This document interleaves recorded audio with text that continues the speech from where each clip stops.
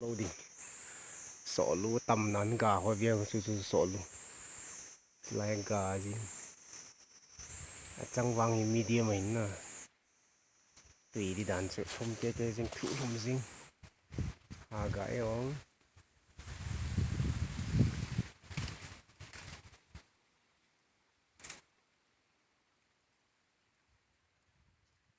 phùng lên tạ mول chung là gai nè lại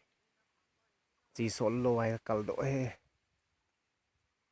phùng chia gai tôi khiêu lại ông chi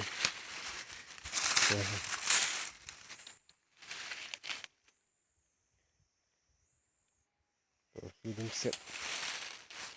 lại đông tôi chi chơi gà đàn hiểu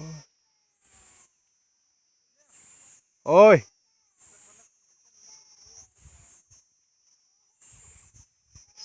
gà hoài đàn hi sắc hình rằng nè gì à sàn đi cái tỷ lệ cái trang mình luôn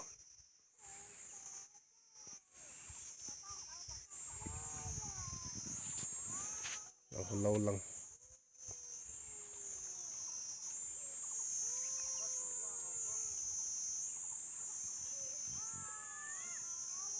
cả cái phi trận nó lại